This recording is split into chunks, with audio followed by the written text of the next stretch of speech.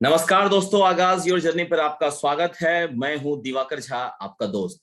दोस्तों, success story का जो आज का पड़ाव है वो है स्टैटिस्टिकल इन्वेस्टिगेटर ऑफिसर, जो सौरदीप जी को मिला हुआ है एसएससी सीजीएल 2019 से।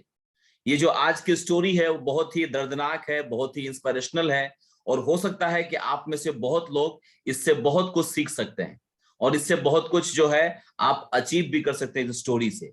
क्या है पूरी स्टोरी जानने के लिए सीधा चलते हैं हम लोग सौरदीप जी के पास, जो अभी कोलकाता से हमारे पास जुड़े हुए हैं। सौरदीप जी, आपका स्वागत है हमारे चैनल पे। नमस्ते sir, thank you so much, thank you for inviting me in your channel. नमस्ते नमस्ते। आपकी स्टोरी जब मुझे आपने भेजा था, वो जब मैं पढ़ा तो बहुत ही ज्यादा मैं मार्मिक हो गया था। बहुत ही दर्दनाक स्टोरी है आपकी। उस स्टोरी पे जाने से पहले दर्शकों को थोड़ा सा आपके बारे में एक ब्रीफ इंट्रोडक्शन दे दीजिए। नमस्कार सर, मेरा नाम शौरदीप डे है। करेंटली मैं पोस्टल असिस्टेंट की पोस्ट में जॉब कर रहा हूँ 2018 से। मेरा ये सिलेक्शन 2015 सीएचएसएल के थ्रू हुआ था। इससे पहले भी मैं गवर्नमेंट फील्ड में ही था। 2015 में ही मैंने फूड कॉर्पोरेशन ऑफ इंडिया का एग्जाम दिया था, वो क्रैक किया था, तो 2017 में वहाँ ज्वाइन किया था एज असिस्टेंट ग्रेड 3। तो फिर 2018 में मैंने वो जॉब छोड़ के ये पोस्टल असिस्टेंट चूज किया था। उसका भी एक रीजन था कि पीएसयू छोड़ के पोस्टल असिस्टेंट की जॉब में आने का, क्योंकि 2017 में सीजीएल मैंने दिया था, वो क्लियर हो चुका था, मतलब मेरा सारा राउंड, और हम श्योर थे कि मेरा कुछ ना कुछ पोस्ट हो जाएगा। और वही उसीलिए मैंने पीएसयू छोड़ के सेंट्रल में आया, कि ताकि सेंट्रल से सेंट्रल में स्विच करने में आसानी रहेगा, टेक्निकल हम्म। डेजिग्नेशन वगैरह मिलने में इजीली हो जाएगा। बिल्कुल तो हम सोचा बिल्कुल। कि 6-8 महीने का बात है, मैं कर लेता हूँ, एक बार एक्सपीरियंस भी हो जाएगा दूसरे जॉब का। लेकिन फिर वो सुप्रीम कोर्ट का स्टे ऑर्डर लग गया, फिर वो 3 साल खिंचा गया वो केस, और हम यहाँ पे फंसे रह गए। तो हम्म। ये फिलहाल मेरे लाइफ का वही पोस्ट असिस्टेंट एक पार्ट है, अभी ज़्यादा दिन हम्म नहीं है। और हम्म मेरा एजुकेशनल करियर के बारे में बात करें तो मेरा ग्रेजुएशन है 2014 में, मैंने हम्म बीएससी किया है। और हम्म बीएससी का भी पीछे एक स्टोरी है। मैंने एचएस पास किया 2008 में। तो हम्म उसके बाद उस टाइम पे एक क्रेज था इंजीनियरिंग का, क्योंकि अच्छे हम्म स्टूडेंट थे, साइंस स्टूडेंट थे, तो मेरे सारे दोस्त लोग स्कूल में रैंकर्स ही थे। तो तब डब्ल्यू बी जेई हुआ करता था, तो मैंने डब्ल्यू बी जेई दिया था उस साल, और 1800 के आसपास कुछ रैंक आई थी, एग्जैक्टली याद नहीं। तो हम्म मैंने टेक्नो इंडिया कॉलेज लिया था, और इलेक्ट्रिकल इंजीनियरिंग मेरा स्ट्रीम था। तो बट 2 साल वहाँ कंटिन्यू करने के बाद घर में मेरे कुछ प्रॉब्लम हो, क्योंकि प्राइवेट कॉलेज था तो फीस थोड़ी ज़्यादा थी as compare to government colleges. तो हम्म अचानक से मेरे पापा एक्चुअली जॉब करते हैं कस्टम्स में ही, आपको पता होगा सर, मतलब गवर्नमेंट जॉब नहीं है उनका, लेकिन हम्म। डॉक में जो क्लियरिंग एजेंसी का काम होता है ना। हाँ, सीएचए होता है। हाँ, तो क्लियरिंग एजेंट का में ही पापा जॉब करते थे, तो उन लोग का रोटेशन, मतलब 3 महीना कोई काम करते हैं, फिर 3 महीना कोई और करते हैं।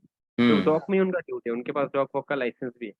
तो कुछ रीजन से उनका डॉग का जो लाइसेंस था वो कैंसिल हो गया था, ओके। सस्पेंड हो गया था 1-1.5 साल हाँ। के लिए।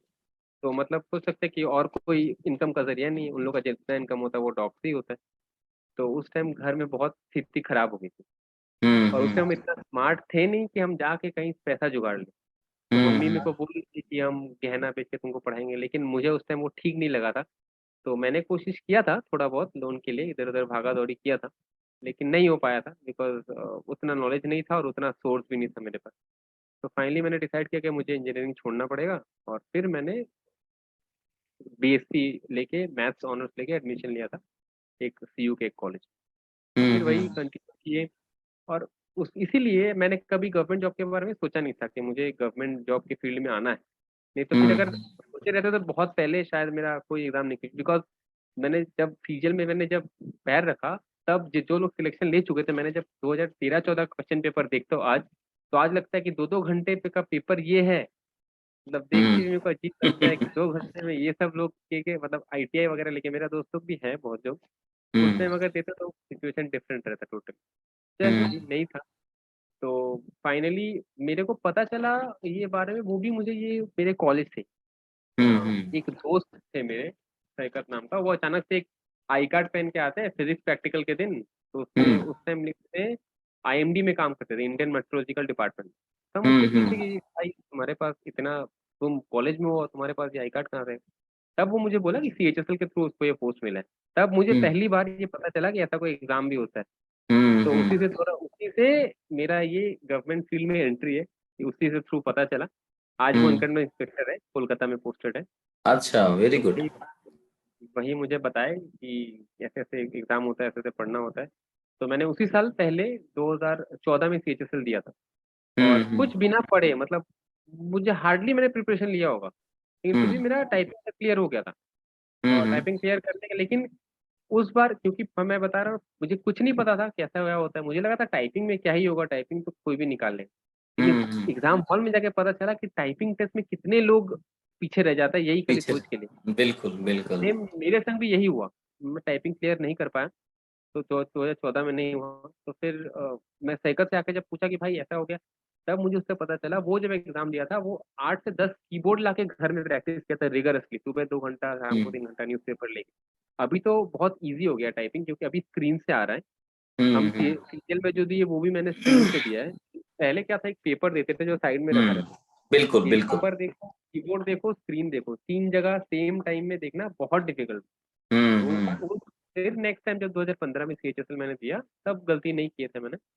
तब मैंने भी कीबोर्ड वगैरह ला के प्रैक्टिस किया था, तब आराम से हम्म। क्लियर हो गया था टाइपिंग, तब कोई प्रॉब्लम नहीं। चलिए, ये सब स्टोरी हम लोग बोलेंगे। तो सबसे पहले जानना चाहते हैं कि आपके घर में कौन कौन है।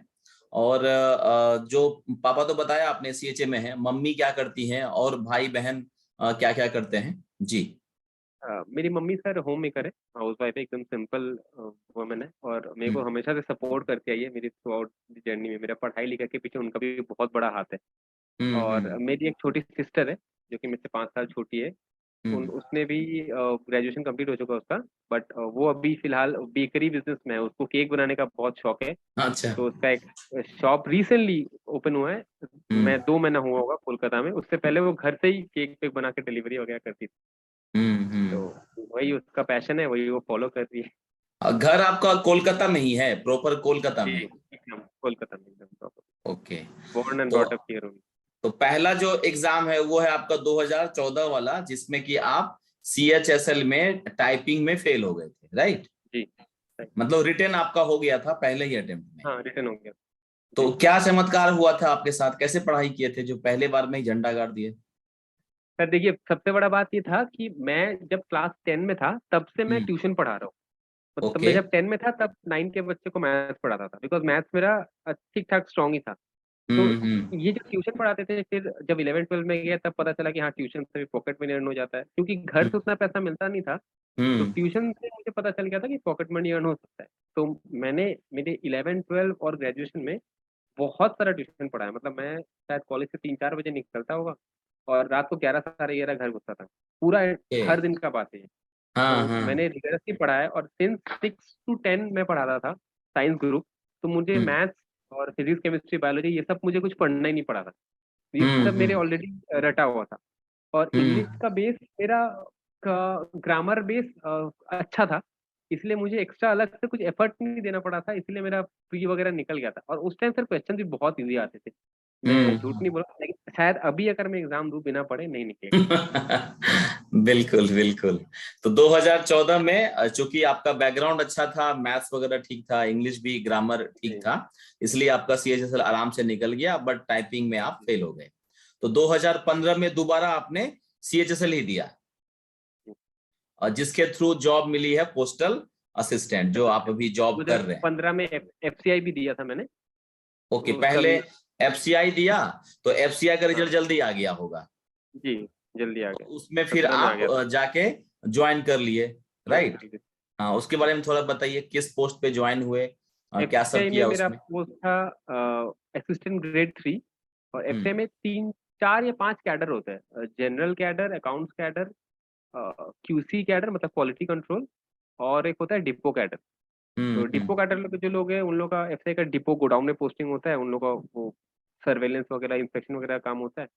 और जो क्यूसी कैडर होता है, उन लोग का भी डिपो में पोस्टिंग होता है, और उन लोग का काम मेनली होता है, एफसीआई का तो मेन काम है स्टोर करना फूड ग्रेन। हम्म। तो सड़ नहीं जाए, कोई कीड़ा वगैरह लग नहीं जा रहा, उन लोग का वो मेन काम, उन लोग का बिल्कुल बहुत। बिल्कुल। अकाउंट्स का काम तो जस्ट हर जगह सेम ही है। और जनरल हम्म कैडर का काम ये था कि ऑफिस वर्क संभालना बेसिकली। तो मैं हम्म एडमिन सेक्शन में पोस्टेड था। मेरा फर्स्ट पोस्टिंग हुआ था शिवड़ी में, वेस्ट बंगाल का एक डिस्ट्रिक्ट है यहाँ, ये इसका भी नाम सिउड़ी है, मुंबई वाला नहीं।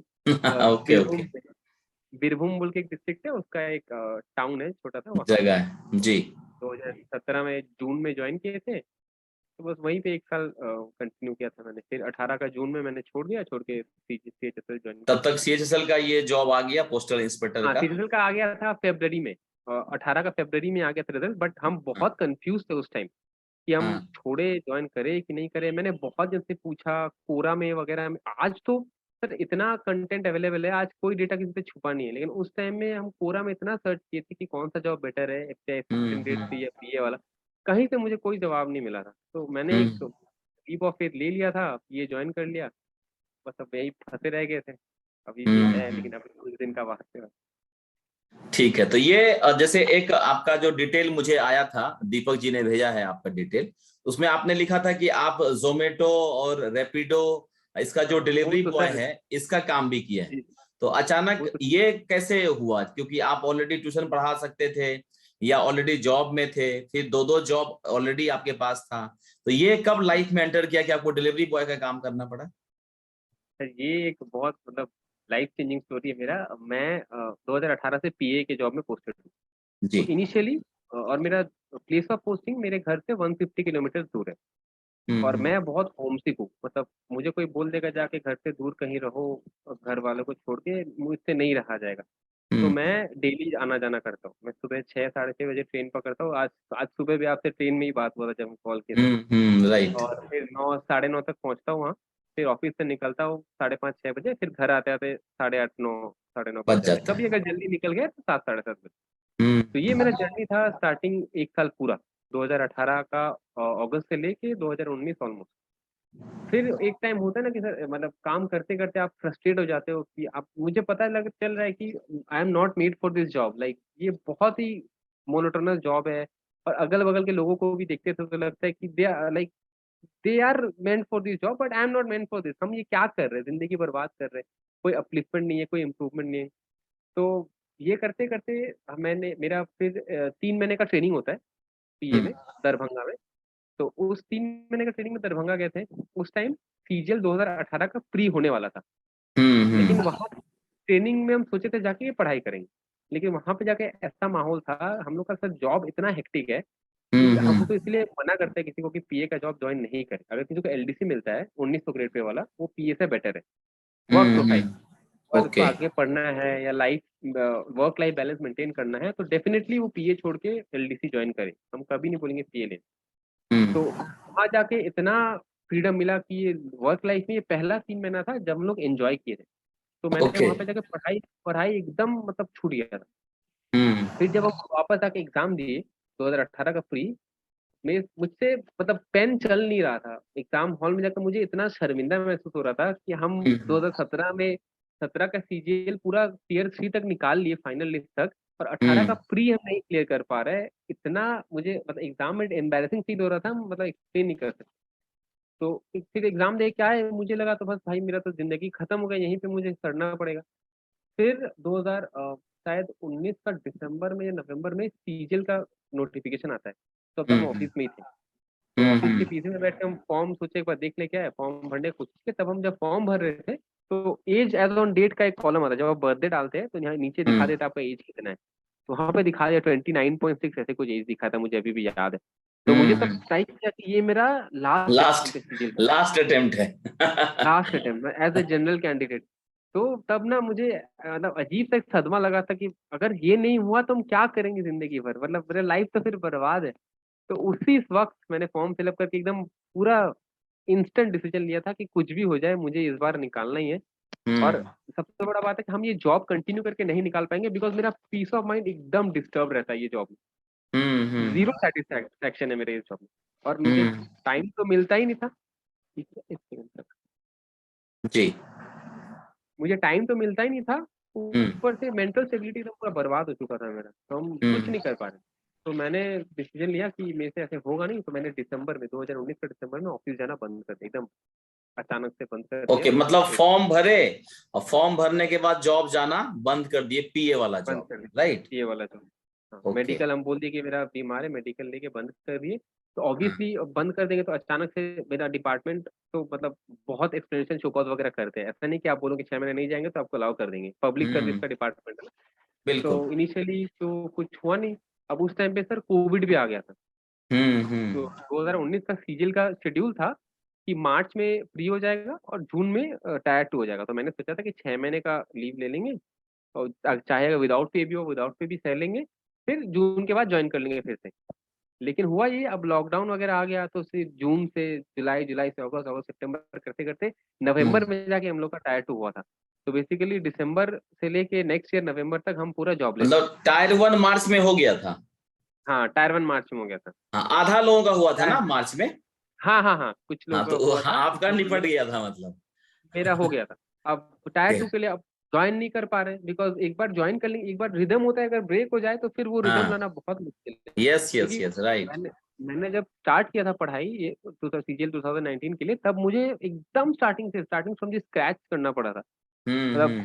हो ही नहीं रहा था, मतलब कंसंट्रेशन ही नहीं बैठ रहा है, पढ़ नहीं पा रहे हैं, बार बार डिस्ट्रैक्ट हो जा रहे हैं, यूट्यूब देख रहे दूसरा वीडियो देखने लग जा रहे हैं। इसलिए करते करते मैं घर में पढ़ने की कोशिश कर रहा था, वो भी नहीं हो रहा था। और मेरा इस टाइम शादी भी हो चुका था। अच्छा। और हाँ। तो 2018 में मेरी शादी हो चुकी थी। तो वाइफ भी थी। वैसे वाइफ बहुत सपोर्ट किए मुझे थ्रू आउट द जर्नी में। हम्म। तो शादी हो चुका था और इसी टाइम मैंने जब जॉब छोड़ दिया तो एक रिस्पॉन्सिबिलिटी मेरे सर पे तो है सर, एक जन ऑलरेडी यस यस, कि बिल्कुल। शादी। तो मुझे ऐसे अचानक से छोड़ तो नहीं सकते, तो मैंने डिस्कस किया था दो जन से, एक हुआ मेरी मम्मी से और एक है मेरे जो ससुर जी उनसे। बट दोनों मुझे एकदम ब्लाइंडली सपोर्ट करते हैं मेरे, मतलब I am hmm. Blessed to have these two persons in my life. Okay, तो मेरे राइट जो राइट। फादर इन लॉ है वो भी मुझे ब्लाइंडली बोले कि तुमको जो करना है करो, मुझे पता है तुम कर लोगे, तुमको कुछ भी जरूरत पड़ेगा तो हम तुम्हारे लिए हैं। तुम जितना हम्म। दिन ऑफिस नहीं जाओगे तुम्हारा जितना खर्चा है हम लेंगे। लेकिन अरे वाह, मुझे ये वेरी गुड। हम्म। कहीं, हाँ वो ये मुझे ऑफर किए थे एकदम, मैं ओपन फोरम में बोल रहा हूँ, लेकिन मैंने एक्सेप्ट नहीं किया था। मैं बोलूँगा अगर जरूरत पड़ेगा तो फिर मैं ले लूँ। बिल्कुल। तो अब इस सिचुएशन में हुआ ये था कि मेरा कुछ कुछ सेविंग्स था। हर देखो पीए के जॉब में हार्डली कितना 29-30,000 ऐसे मिलता था। हम्म। और मैं जब एसए में था तब मैंने एक होम लोन लिया था, एक ओके। अंडर कंस्ट्रक्शन फ्लैट लिया था। तो उसका ईएमआई कुछ अराउंड 9,000 था और बाकी मैंडेटरी एक्सपेंसेस वगैरह रहता है। तो अब जब मैंने पीए का जॉब छोड़ा तब मेरे पास कुछ सेविंग्स थे, कुछ मैंने सर्वाइव करने के लिए। लेकिन मेरा हम्म। होम लोन का ईएमआई तो वो चलते रह रहा था, वो तो बंद नहीं होने वाला था। बंद नहीं होने तो वाला अब है। जब मुझे तो अब जब आरबीआई वो भी दिया था, मोरेटोरियम का एक ऑप्शन दिया था कि आप ईएमआई डिले करें, लेकिन उसमें क्या था कि आप डिले तो करा सकते हो लेकिन हाँ, इंटरेस्ट आपका बढ़ते रहेगा। तो इंटरेस्ट वो के भी ऊपर तो हर इंटरेस्ट। चीज, हाँ। हाँ, वो भी अब खाली आपका सिबिल स्कोर हिट नहीं होगा, यही था। हम्म। तो वो भी ऑप्शन ऑप्ट करना मेरे लिए पॉसिबल नहीं था। तो तब मैंने यही किया था। तब मेरा एक ट्यूशन था, मैथ्स पढ़ाते थे हम, मैथ्स और साइंस एक ही ट्यूशन था उस टाइम पे, क्योंकि सुबह 6 बजे जा रहे हैं तो 9 बजे आ रहे हैं, तब तो सब ट्यूशन बंद कर देना पड़ा था। लेकिन एक ट्यूशन था जो कि मेरे घर के पास था, वो मेरे से मैथ्स और साइंस पढ़ता था, क्लास 9 का बच्चा था। तो उससे मुझे एक फीस मिलता था, वो फीस था। और बाकी पैसा मुझे कहीं से अरेंज करना था मेरा ईएमआई सस्टेन कराने के लिए। और बाकी जितना भी एक्सपेंस था मैंने अपना स्मार्टफोन हटा दिया था ताकि मुझे रिचार्ज नहीं करना पड़े नेटवेट का। और फिर स्विगी जोमेटो ये सब ऑर्डर उल्टा पुल्टा ताकि ना हो शॉपिंग वगैरह, मैंने एक छोटा सा सैमसंग का कीपैड वाला फोन ले लिया था। और अगर मुझे कुछ यूट्यूब वगैरह कंटेंट देखना रहता तो मैं लैपटॉप में देख लेता था। और घर का वाईफाई तो था ही, वो रिचार्ज कर हो जाता।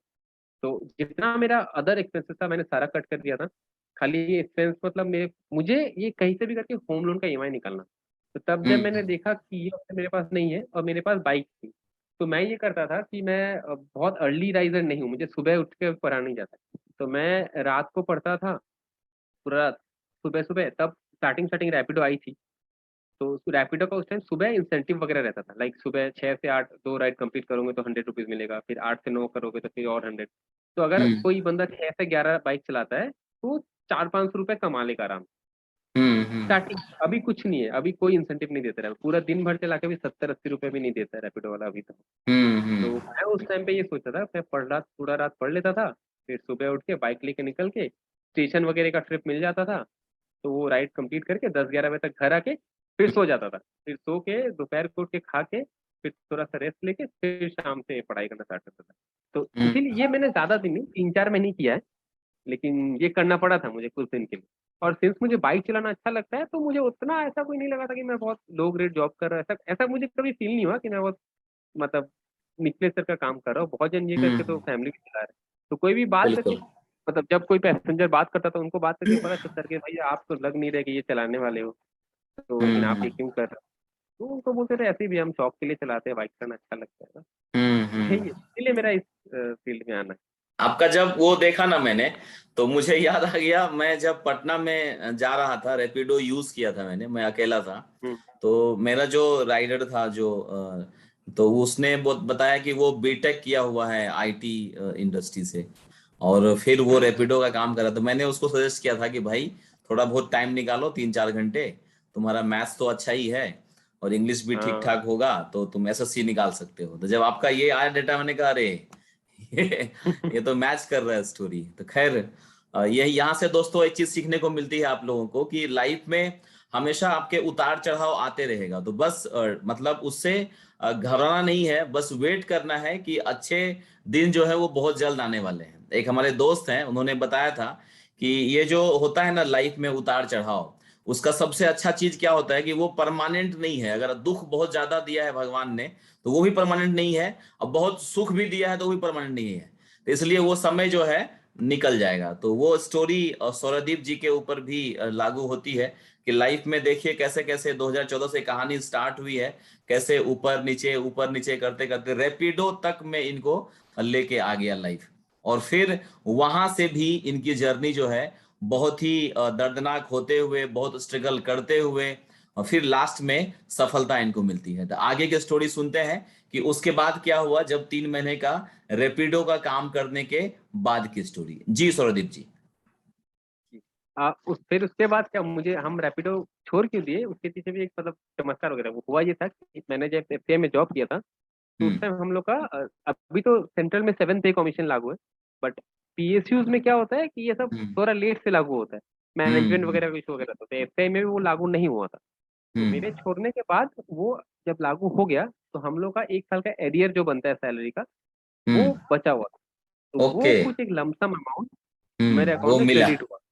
वो ओके। मिला, तो मुझे और कुछ मंथ का सर्वाइवल मिल गया कि भाई मिल गया। चलो, और मुझे मिल गया तो उससे हम बाकी टाइम निकाल सकते हम्म, हैं। और इसीलिए मुझे उस टाइम पे वो छोड़ दिया। उस टाइम और जरूरत नहीं पड़ा था करने का। अगर कोई हम्म, जान पहचान वाला हो जाता है ना चलाते चलाते कि भैया आप तो नंबर दे दो, अगर जरूरत पड़ेगा तो लेके जाएंगे। तो ऐसे एक हम्म, था, एक छोटा बच्चा था गिरीश पार्क में, हम लोग से छोटा था, तो वो कभी जाता था टॉलीगंज, मतलब 10 किलोमीटर दूर। तो कभी वो कॉल करके बुला लिया कि भैया चलिए हम आपको लेके चलते हैं, तो हम कभी सब चले जाते थे। बट ये हम्म। रैंडमली और ऐप में लॉगिन करके और नहीं करना पड़ा था वो, पैसा आने के बाद। पैसा आने के बाद।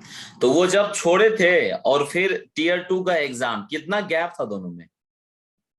3-4 महीने लगभग। मैं ये बात करूँ, रैपिडो में करते थे, विंटर का टाइम था, मुझे अभी भी याद है, बिकॉज हम जैकेट पहन के निकलते थे। मे बी हम्म, जनवरी फरवरी मार्च इस टाइम पे ये होंगे। उसके बाद 4-5 महीने नवंबर में हुआ था हम लोग का टायर 2, हम्म, जितना मुझे याद आ रहा है। नवंबर में, तो 4-5 महीने का टाइम था। तो वो चार पढ़ाई तो पांच चलती महीने रहती। मतलब घर पे बैठ के दवा के प्रैक्टिस किए थे? हाँ, घर पे भी नहीं। उस टाइम क्या हुआ था सर, हम दमदम, मेरा तो ट्रेन लूट पे घर है, ऑफिस है, तो मुझे दमदम के यहाँ पे हम रहते थे।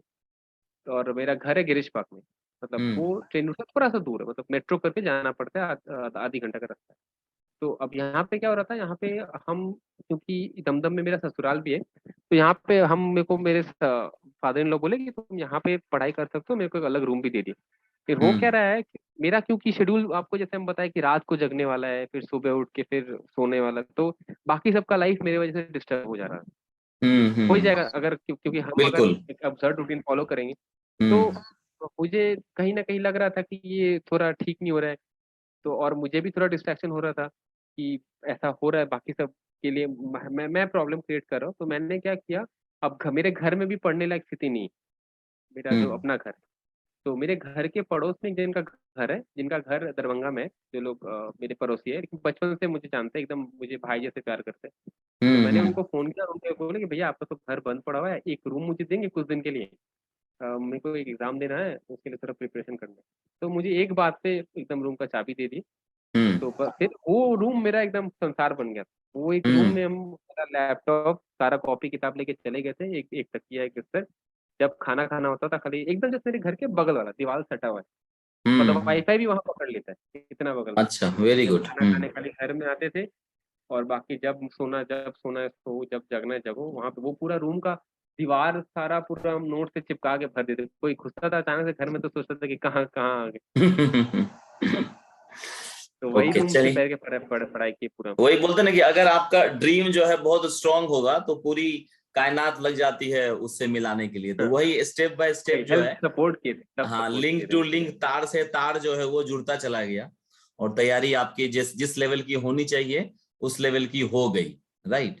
चलते हैं हम लोग तैयारी के ऊपर, कि जैसे टीयर 1 का जो एग्जाम है आजकल एसएससी सीजीएल की, उसकी तैयारी आपने कैसे की थी, और अभी के एस्पिरेंट को क्या मैसेज रहेगा टीयर 1 के लिए? टीयर वन बेसिकली मैंने टीयर वन के लिए अलग से कुछ तैयारी नहीं की थी। हम्म। मैंने स्टार्टिंग से ही मैथ्स और इंग्लिश तो दोनों में रहता है, तो मैथ्स और इंग्लिश मैंने स्टार्टिंग से टीयर टू के लिए तैयारी शुरू कर दी। खाली टीयर वन में अलग से रीजनिंग एक पार्ट है जो कि बहुत ही कम टाइम में कोई भी कवर अप कर सकता है। बिल्कुल। रिसेंटली तो रीजनिंग का जो पैटर्न है लास्ट 3-4 साल का भी अगर कोई फॉलो करेगा, प्रीवियस ईयर क्वेश्चन जितना भी एसएससी के एग्जाम हुआ है, SSC CPU CHSL CGL MTS, सारा हम्म। प्रीवियस ईयर अगर कर लेगा तो उसके कवर हो जाएगा। अगर कोई बिल्कुल। टॉपिक में प्रॉब्लम आ रही है रीजनिंग में, तो एक बार नॉर्मल यूट्यूब खोल के वो टॉपिक खाली सर्च कर लेगा, वो भी 2-3 मिनट, 2-3-10 मिनट का वीडियो होगा हार्डली। बिकॉज रीजनिंग में उतना कॉन्सेप्ट वगैरह तो कुछ नहीं लगता है, खाली एक पैटर्न है, वाटर इमेज हुआ, मिरर इमेज हुआ, ये सब आराम से कोई देखता है। रीजनिंग में खाली एक चीज है जिस जो फंसा देता है इंसान को, वो है वो नंबर सीरीज वाला, one hmm. Comma three comma five comma eight. अब वो ऐसा चीज है कि अगर आपको दिख गया 1 सेकंड में तो आप पकड़ लेंगे, और हाँ, अगर नहीं आपको दिखा नहीं दिमाग में स्ट्राइक तो नहीं किया तो आएगा। फिर आप घंटों पढ़ने का नहीं। तो इसीलिए हाँ, मतलब वो अगर किसी के आता है, अगर दिख गया 1 सेकंड में तो अच्छी बात है, नहीं तो फिर हम तो सजेस्ट करेंगे वो सबसे लास्ट में अटेम्प्ट करने के लिए, बिकॉज वो बिल्कुल। हार्डली 2-3 ही आता है। अब किसी किसी शिफ्ट में आ जाता है बहुत, जैसे मेरे ही शिफ्ट में, टायर वन की शिफ्ट में रीजनिंग सबसे टफ आया था पूरा एंटायर। एवरेज तो सबसे हम्म। कम था मेरे शिफ्ट में रीजनिंग का, तो हम्म। उसमें नंबर हम्म। सीरीज 3-4 आए थे, मुझसे एक भी नहीं हुआ था, एक भी। हम्म। तो ओके। ये एक मुझे लेसन मिला था टायर वन हम्म। से कि ये नंबर डिस्कशन बाद में अटेम्प्ट करना चाहिए। और बचा रहा जीएस का पार्ट। अब सर जीएस अभी इतना एब्सर्ड आ रहा है कि मतलब कहाँ से क्या उठा के दे देगा किसी को पता नहीं चल रहा है। पहले बिल्कुल जैसे एक बिल्कुल। एटलीस्ट पैटर्न था कि ये पढ़ लेंगे तो एटलीस्ट स्टैटिक जी के पोर्शन हम लोग ये कवर कर लेंगे, तो हम हम्म। लोग को मिल जाएगा कुछ ना कुछ कॉमन। बट अभी तो कुछ कहीं से भी उठा के दे दे रहे, तो जीएस से कुछ एक्स्ट्रा उम्मीद रखना कैंडिडेट के लिए मैं बोलूंगा कि नहीं चाहिए रखना। आप 25 भी अगर लाओगे 50 में से, फिर भी आपके पास 175 मार्क्स बचते हैं। तो हम्म। वो टाइम जीएस में नहीं देके आप मैथ्स रीजनिंग और इंग्लिश पे फोकस करोगे तो आपका आराम से स्कोर 190 प्लस चला जाएगा नॉर्मलाइज होके। अभी तो नॉर्मलाइजेशन है ही। तो हम्म। जीएस अब ऐसा भी नहीं होना चाहिए कि तो आपसे पूछ ले कि ये स्टेट का कैपिटल क्या है, वो आपको नहीं आ रहा है। तो नॉर्मल क्वेश्चंस जो है वो आपको कवर कर लेना ही पड़ेगा। जैसे अगर हम्म। आप बहुत जन लूसेंट पढ़ते हैं, अगर कोई लूसेंट नहीं भी पढ़ पाए तो एक मैंने जैसे जीके किया था, मुझसे क्रैम मतलब याद ज्यादा नहीं किया जाता है। तो और मैं हम्म। बड़ा बुक कंटिन्यूस पढ़ नहीं पाता हूँ, तो एक पतली सी बुक आती है मनोहर पांडे की, जो मुझे हम्म। पता चला था ऐसे ही एक टॉपर स्टॉक इंटरव्यू से। हम्म। रेमो सर का एक इंटरव्यू आता है, उसमें एक यस यस, नवीन हाँ, यादव बहुत एक अच्छा लड़का था। होता। यस, बहुत अच्छा होता है नवीन वो। यादव, हाँ, हम्म। नवीन यादव बोल के एक लड़का था, उसने ये सजेस्ट किया था बुक मनोहर पांडे का, या मनोहर पांडे, हाँ। तो हम्म। उससे मेरा कांटेक्ट भी है उससे, मेरा वही टॉपर से कांटेक्ट हुआ था, तो वही हम्म। मुझे ये सजेस्ट किए थे। 30 रुपए का एक बुक है, पतला सा, हम्म। बट उसमें इतना अच्छा कंटेंट दिया हुआ है कि वो अगर एक पढ़ ले, मतलब किसी को और कुछ नहीं आता है जीके में, अगर वो हम्म। एक बार पढ़ लेगा, 2 बार पढ़ लेगा, तो उसको एटलीस्ट ये कॉन्फिडेंस आ जाएगा कि हाँ भाई हमको एटलीस्ट हम 0 से 50 तक तो पहुंच गए। तो उसमें हम्म। बहुत सारा कंटेंट है। और एक बार वंस यू स्टार्ट गैदरिंग मास, फिर आपको रोकना मुश्किल है। एक बार आप स्टार्टिंग कर लिए, फिर आपको लूसेंट पढ़ने में प्रॉब्लम नहीं आएगी। हम्म। बात यही होता है। तो एक बार वो पढ़ लिए, मैंने भी वैसे किया था, पहले वो पढ़ लिया था मैंने, एक बार मेरा एक बेस तो तैयार हो गया, फिर मैंने लूसेंट से टॉपिक वाइज उठा उठा के स्टार्टिंग पढ़ाई किया था। तो फिर मेरा मेरा जीके में अच्छा फंस गया था, मेरा 32 मार्क्स आया था जीके में। अरे वाह, वेरी गुड। लक, हम्म। हाँ वही लक, लक के ऊपर भी है। अब लग गए। किस्मत देखिए, मेरा रीजनिंग सबसे टफ आया था, लेकिन मेरे शिफ्ट में जीके सबसे इजी आया था, जीके एवरेज मार्क्स इजी मेरे है। शिफ्ट में सबसे ज्यादा है। ओके, वही बात मैथ मैथ और इंग्लिश में कितने नंबर थे और कैसे तैयारी किए थे?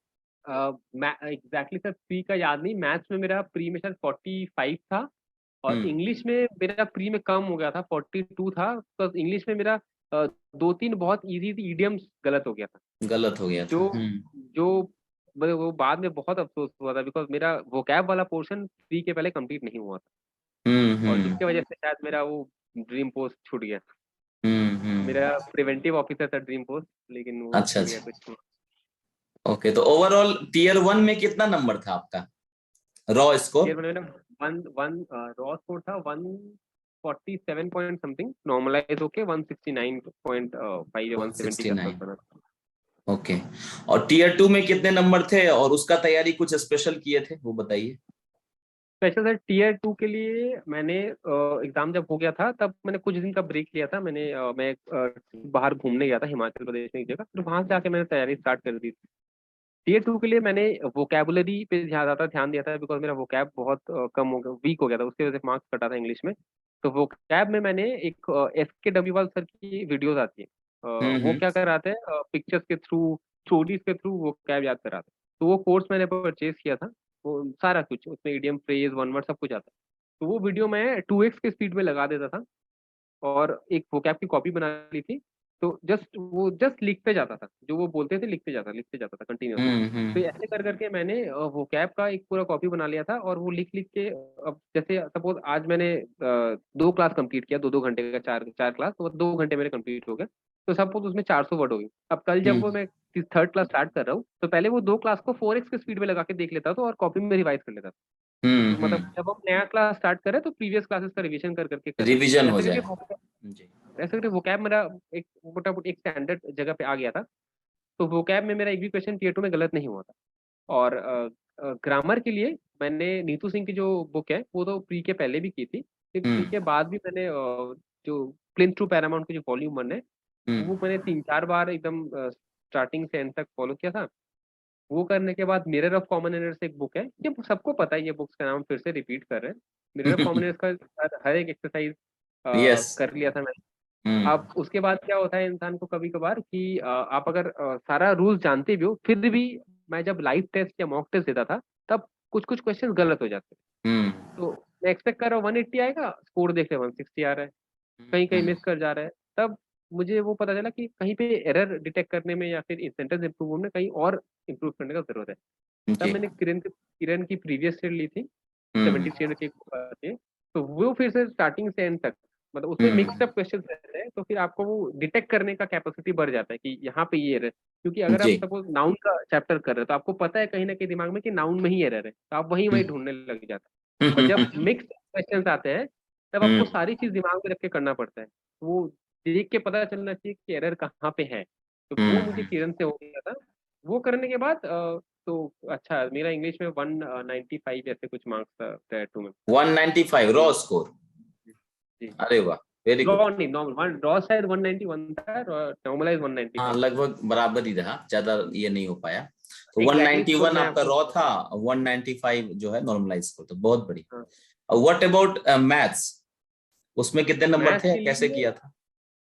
मैथ सर मेरा 15 नवंबर को पड़ा था हार्डेस्ट शिफ्ट में। अच्छा। तो एग्जाम दे के बहुत डिसहार्टन हो गए थे मैम, मतलब सोचे थे कि मतलब इतना खराब लग रहा था कि हम सोचे कि पूरा जिंदगी, मतलब पूरा इतना मेहनत, इतना कुछ, सब कुछ बर्बाद हो गया। मेरा 75 हम अटेम्प्ट करके आए थे मैथ में। लेकिन बाहर अगर जब सबसे पूछे थे, सब बोल रहे थे 75, 73, 60, 67, कोई कोई बोल रहा था कि 80 के ऊपर अटेम्प्ट, 85 अटेम्प्ट है, लेकिन ज्यादातर लोग बोल रहे थे 75 अटेम्प्ट। फिर घर आके एनालिसिस देखा तो पता चला कि एवरेज अटेम्प्ट भी 140 के नीचे है। तब मुझे लगा ये भाई, ये मतलब अजीब लग रहा था, बिकॉज 18 का जितना भी प्रीवियस ईयर का पेपर था मैंने सारा दिया था। Text book correct. में या कौन से ऐप में था, उसमें एक भी पेपर में मेरा 187 से नीचे नहीं आ रहा था। तो हम बहुत कॉन्फिडेंट थे कि मार्क्स अच्छा ही आएगा। और मुझे ये भी संग संग ये भी अफसोस हो रहा था कि हम 18 का पेपर क्यों नहीं दिए, कि अगर ये प्रिपरेशन हम 18 में ले लेते तो शायद मेरे को इतना अच्छा पोस्ट मिल जाता, बिकॉज 17 का प्रिपरेशन ऑलरेडी मेरे पीक पे था। एक साल और कंटिन्यू कर लेते तो मेरा और कुछ हो जाता। एनीवेज, तो फिर देखिए 16 नवंबर का, देखिए 16 नवंबर का भी टफ आया। फिर जब देखिए 18 का पेपर देख के तो दिमाग ही खराब हो गया कि सब 200 करके आ रहे हैं। अब सोचे तब तो कोई चांस ही नहीं है। यस अब तो यस। पूरा मतलब पूरा मतलब मूड ऑफ हो गया बर्बाद था हो कि गए। ये क्या हो गया। फिर सब बोल रहे थे कि नॉर्मलाइज होगा, नॉर्मलाइज होगा, लेकिन सर जब तक एक्चुअली में आपको सामने दिखता नहीं है कुछ, तब तक तो वो डामाडोल में रहते ही ना, यस तो फिर यस। एनालिसिस वगैरह देख रहे थे, सब बोल रहा था कि बढ़ेगा अच्छा खासा मार्क्स। फिर हम भी सोचे थे कितना बढ़ेगा, 30-40 नंबर बढ़ा देगा और कितना बढ़ाएगा, फिर भी हम्म। 180 आएगा। और जो लोग 18 की शिफ्ट दो में है, सौ वो में लोग दो एक सौ एक की। हाँ जो 1.5-1.5 घंटा में खत्म कर लिए पेपर, वो 180 हाँ। 90 तो ऐसे ही जाएगा। तो फिर फाइनली जब रिजल्ट आया तब तो देखिए अब्सर्ड नॉर्मलाइजेशन हो गया। मेरा 147.5 था, मेरा नॉर्मलाइज मार्क्स 212 हो गया। अरे बाप रे। अजीब ही हो गया सब कुछ। तो कायनात जो है वो लग गई आराम से। बहुत बढ़िया दोस्तों, 147 रॉ स्कोर था और भाग्य अच्छा था कि टफ सेट आया है। मैं बार टेस्ट बार पेपर आप आया था। लोगों को बोलता हूं कि भगवान से यही प्रे कीजिए कि आपका जो क्वेश्चन पेपर है वो बहुत ही टफ सेट करे, अगर नॉर्मलाइज हो रही है तो नॉर्मलाइज में आपको फायदा होगा अगर टफ सेट आपको मिलता है तो इनका खाली स्कोर जो है 212 मैथ्स में हो गया नॉर्मलाइजेशन के बाद। चलिए खाली चलते हैं नर्व थोड़ा टीयर। स्ट्रांग रखना पड़ता है वो टफ शिफ्ट में, मतलब ऐसा, जी। मतलब अगर कोई एकदम नर्व छोड़ दे, मतलब अचानक बोले क्या हो रहा है, तो फिर एकदम 110-20 आ गया, तब तो फिर हो गया। हाँ। तब तो नहीं फिर नॉर्मलाइज मुझे तो मुझे क्या लगता है कि अगर आप ये सेट वगैरह बहुत लगाए हुए हैं मॉक टेस्ट, तो आपको ये हाँ समझ वो तो लेना है कि जब मेरे मॉक टेस्ट में एनी हाउ 180 आ रहा है और यहाँ पर हमारी गाड़ी अटक रही है, तो इसका मतलब है कि यहाँ पे जर्क है, यहाँ पर रोड सही नहीं है। ये जो रोड है वही। ये हाईवे वाला नहीं है, ये हमको घुसा दिया है खेत में, और खेत में घुस गए हैं इसलिए हमारा जो है स्पीड कम हो गया है। तो ये सोचना पड़ेगा, घबराना नहीं है एग्जामिनेशन हॉल में, जो कि वही। सौरदीप जी नहीं घबराए और 75 भी अटेम्प्ट किए, उसके बावजूद जो है इनके 212 नंबर आए हैं। तो ये भी आप लोगों को, जो भी नए एस्पिरेंट इस वीडियो को देख रहे हैं, उनको समझना है इस चीज को। चलते हैं टीयर 3 की तरफ। टीयर 3 का कितना नंबर था आपका और कैसे तैयारी किए थे?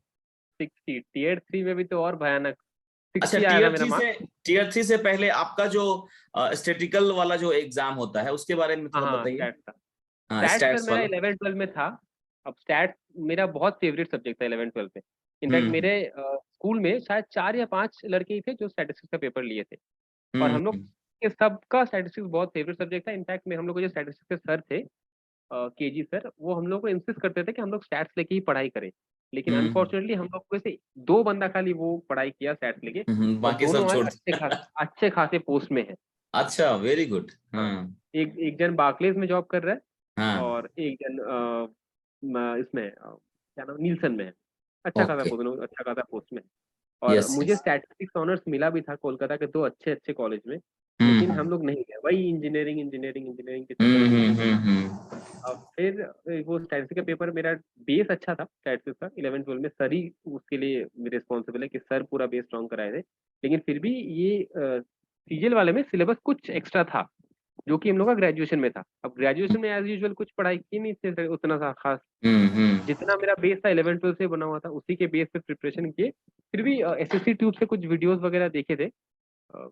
कुछ यूजफुल नहीं आया था, बिकॉज हम लोग का स्टैट्स का पेपर बहुत टफ आया था इस बार, बहुत टफ। एवरेज हम्म मार्क्स अराउंड 60-70 था।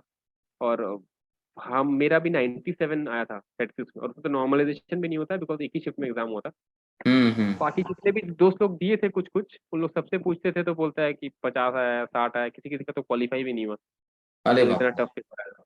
हम्म। तो सेट्स का प्रिपरेशन ऐसे ही, मतलब स्टार्टिंग में ये था कि 11-12 का बेस तक किए, और कुछ कुछ एसएससी ट्यूब का वीडियोस देख के बाकी का प्रिपरेशन कितने किया। नंबर आए थे आपको स्टैटिस्टिक्स में 97, आउट ऑफ 100? तो आउट ऑफ 200, 100 नहीं, 200। अच्छा हाँ, 200 का रहता है ना, 200 का मैथ, 200 का इंग्लिश, 200 का स्टैट्स। ओके, तो उसमें 97 आया ओनली? हाँ ओनली, और एवरेज मार्क्स था पूरा एग्जाम में अराउंड 60। अच्छा, मतलब बहुत अच्छा नंबर था 97। हाँ, मतलब दो बहुत जन का अच्छा। अभी रिसेंटली पता चला, 2 जन का, इसमें से एक जन आईएएस की तैयारी कर रहा है, इंडियन हम्म स्टैटिस्टिकल सर्विस, उनका 145 है मार्क्स इंडियन स्टैटिस्टिकल सर्विस। तो हम्म उनका तो ऑब्वियसली मार्क्स ज्यादा रहेंगे। और एक दोस्त से पता चला उसका मार्क्स 123 है।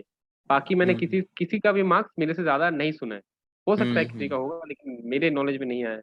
नहीं है। बिकॉज तो मेरा वन ये जो ऑल ये जो पोस्ट होता है, इसके लिए क्वालिफिकेशन ये है कि 12th में मैथ्स या स्टैट्स होना चाहिए या ग्रेजुएशन में होना चाहिए? सर 2 पोस्ट है स्टैटिस्टिकल वाले, एक है जेएसओ जूनियर स्टैटिस्टिकल ऑफिसर, और हम्म एक है स्टैटिस्टिकल इन्वेस्टिगेटर ग्रेड 2। जो जेएसओ का पोस्ट है, उसमें ये है कि 12 में मैथ्स साइंस होना चाहिए, और होने से हो जाएगा, या फिर ग्रेजुएशन में statistics other subject. But SI 2 जो ग्रेड, उसके लिए क्वालिफिकेशन स्पेसिफिकली अभी तक ये है ग्रेजुएशन के 3 साल में आपका स्टैटिस्टिक्स रहना चाहिए। अच्छा, ग्रेजुएट होना चाहिए स्टैट से 3 साल में। हम लोगों ने देखा ओके। टीयर 1 का देखा, आपकी स्टोरी सुना हम लोगों ने, टीयर 2 में हम लोगों ने देखा, और जो आपके स्टैट्स वाले पेपर थे उसकी स्टोरी भी सुन ली। अब चलते हैं टीयर 3 की तरफ। इसकी तैयारी कैसे की थी और इसके पीछे क्या स्टोरी है आपकी? टीयर 3 में कितने नंबर आए थे? हाँ, टीयर 3 मेरा 60 आया था। और हम्म। टीयर 3 में हम लोग का एक तो प्रेसी आया था, जिसके लिए मैंने प्रिपरेशन लिया था। प्रेसी में कोई प्रॉब्लम नहीं था, प्रेसी मैंने अच्छे से ही लिखा था, कोई गलती नहीं हुआ था। लेकिन जो ऐसे आया था हम लोग का, वो जो टॉपिक था वो एक बहुत ही अनकॉमन टॉपिक आया था। वो आया हम्म। था EIA के ऊपर, एनवायरमेंटल इम्पैक्ट असेसमेंट, ऐसे कुछ। मेरे को एग्जैक्टली याद भी नहीं है, लेकिन मैंने हम्म। पूरा ऐसे लिखा था, basically based on environmental pollution and how to stop it, how to prevent them. तो फिर जब घर आया, मैंने रिसर्च किया, पता चला ये एक्चुअली एक टॉपिक है यूपीएससी वालों के लिए, जो कि ऑलरेडी हिंदू वगैरह, फिर कुछ कुछ यूपीएससी के जो चैनल है, दृष्टि आईएएस वगैरह में ऑलरेडी पढ़ाया हुआ है। अब जो लोग यूपीएससी की तैयारी कर रहे थे सीजल के साथ, उन लोगों ने तो बहुत अच्छा लिखा।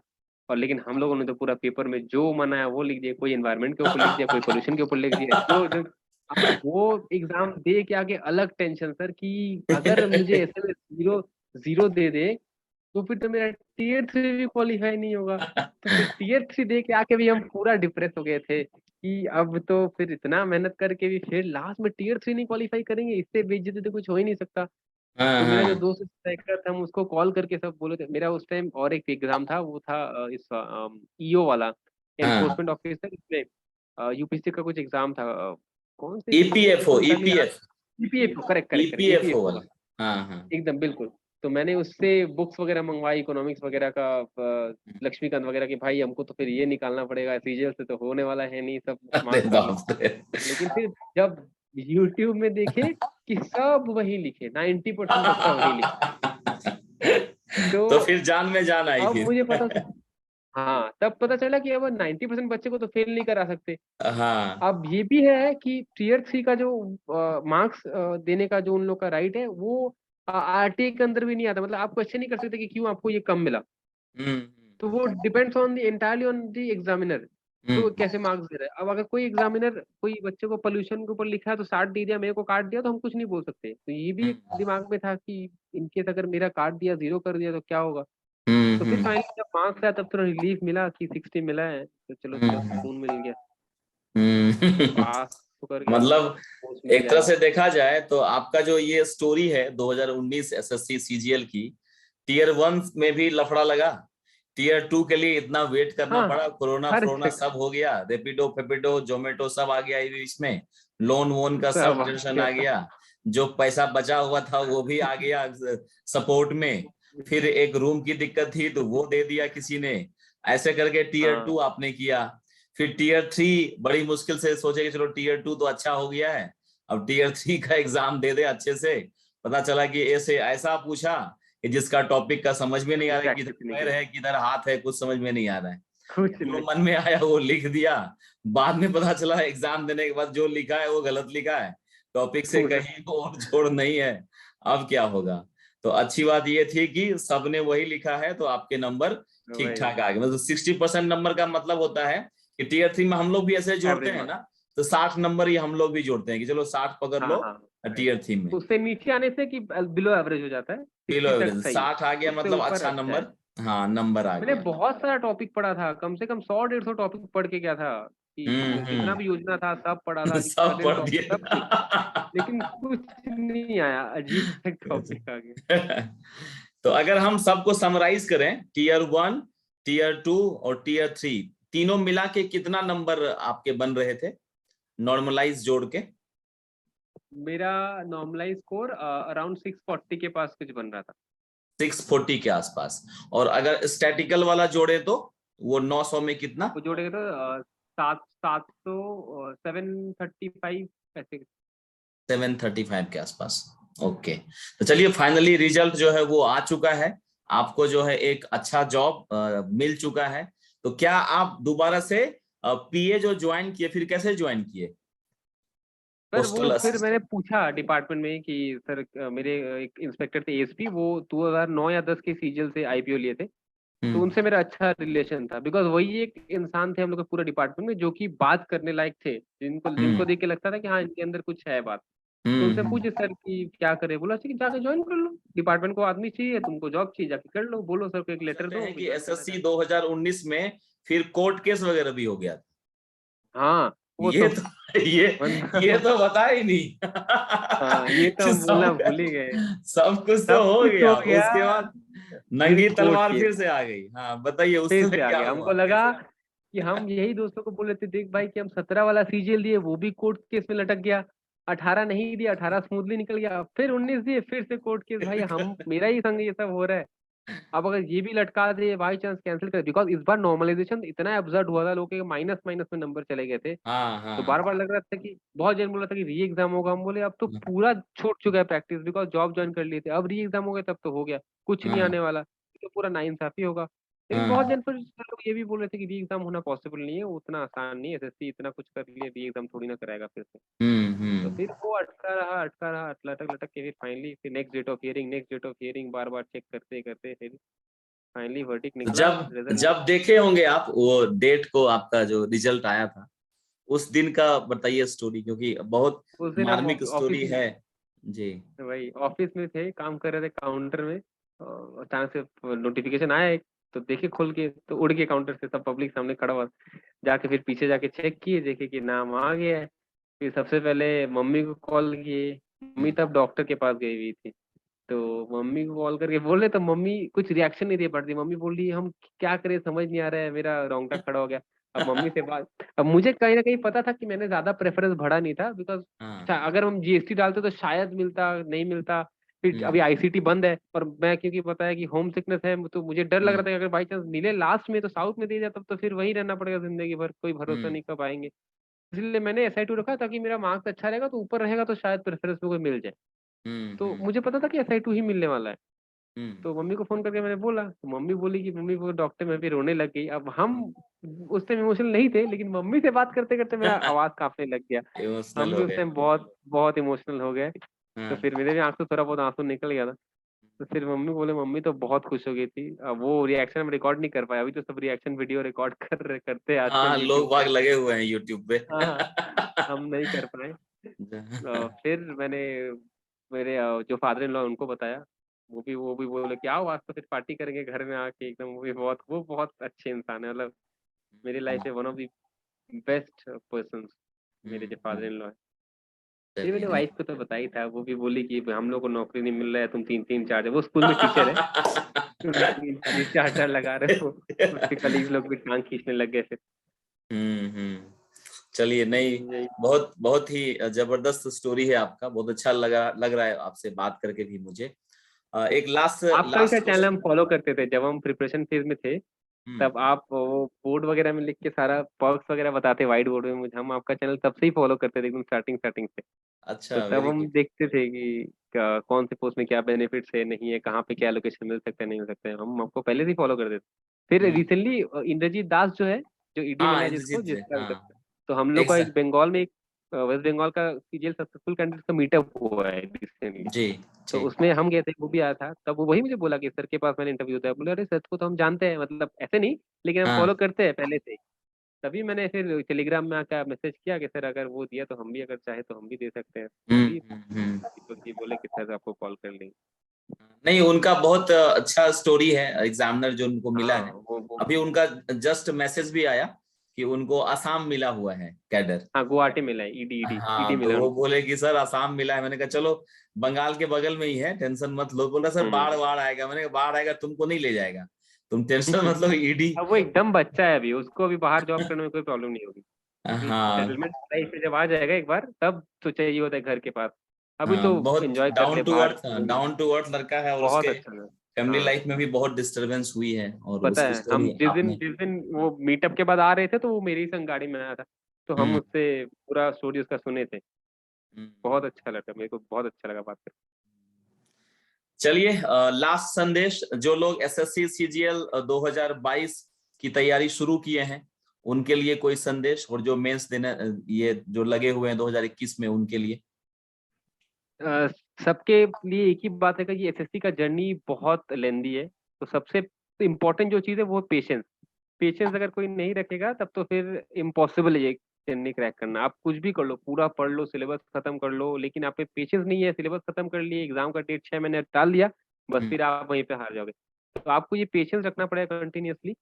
और परसिवियरेंस तो एक है ही कि ये जो एक ग्रेट है कि हाँ, अगर 500 सीट भी आता है वैकेंसी, लोग अभी कंप्लेन करते हैं कि वैकेंसी कम है, वैकेंसी कम है, तो 500 आदमी को तो मिलेगा ना जॉब। एक भी वैकेंसी आती है तो एक जन को तो मिलने वाला ही है, तो वो मिलने एक वाला। बंदा आप क्यों नहीं होंगे, ये क्वेश्चन खुद से बिल्कुल। करो, why not I am not the 1%। तो वैकेंसी ज्यादा है मतलब मुझे वो 1000 वाला सीट ही चाहिए, मतलब 10,000 सीट ही मुझे मिलेगा, ये दिमाग में रहता है कि 10,000 वैकेंसी मतलब 10,000 वाला बंदा हम होंगे। तो ये नहीं सोचे, तो सोचे कि हम पहले बंदे होंगे तब पहले शायद वो बंद। फर्स्ट 1000 में, फर्स्ट 2000 में आ जाएंगे। तो ये एक बिल्कुल बिल्कुल। माइंडसेट चेंज करने का बहुत जरूरत है। हम्म और सर, ये एसएससी हमेशा स्पीड मांगती है, तो कोई हम्म बैकग्राउंड नहीं चेक करता है। तो इतने सारे कैंडिडेट्स का इंटरव्यू देखे हम, सक्सेसफुल, कोई 10 में 12 में कोई बहुत ताबड़तोड़ स्टूडेंट था, हम्म जरूरी नहीं है। कोई अपना प्रिपरेशन बना के तैयार करके खुद को 2-3 साल में, 1 साल में, 2 साल में अच्छा मार्क्स लेके आ जाता है। तो इट्स जस्ट अबाउट प्रैक्टिस। अब जितना बिल्कुल। प्रैक्टिस करोगे, प्रैक्टिस कर करके आपको एकदम उस ढांच में लेके आता है ना कि भाई कुछ भी पूछे मुझे उस ट्रेंड पता होना चाहिए बस। ट्रेंड का हम्म, एग्जाम हो चुका है अभी टीचर्स जब से आया है। एक बार बिल्कुल। ट्रेंड आप अगर प्रैक्टिस कर लो अपने आप पे, तो फिर आपको तो कोई रोक नहीं सकता। हम्म। बिल्कुल दोस्तों, ये जो लास्ट संदेश था ये आप लोग ध्यान में रखेंगे अच्छे से कि पेशेंस रखना है और टाइम लगेगा इसमें। बोलते हैं ना कि ताजमहल बनाने जा रहे हैं आप, 1 BHK 2 BHK घर नहीं बन जी रहा है। जी तो नॉर्मल जी एसएससी क्रैक करना जो है ताजमहल के बराबर है। 2-3 साल का हिसाब किताब रहेगा तो अच्छे से आपके लाइफ में उतार चढ़ाव आएगा। बट जो धैर्य है, धैर्यवान होगा वही लास्ट में सफल होगा। जो सौरदीप जी का बिल्कुल जो स्टोरी है वो आप लोग को कैसा लगा जरूर कमेंट में बताइएगा। इससे बहुत कुछ सीखने को मिला ही होगा और इसको ध्यान में रखना है। चलिए सौरदीप जी, पड़ाव जो है अब अंतिम पड़ाव है, हम लोग अब वाइंड अप जी पे सर। आ गए हैं। बहुत बहुत जी बहुत अच्छा लगा आपसे बात करके।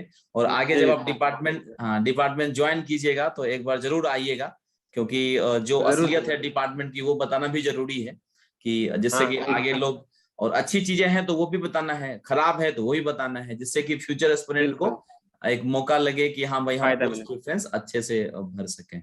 Exactly. Thank you very much Sourdeep ji. Thank you sir, thank you, good night sir. Good night, good night.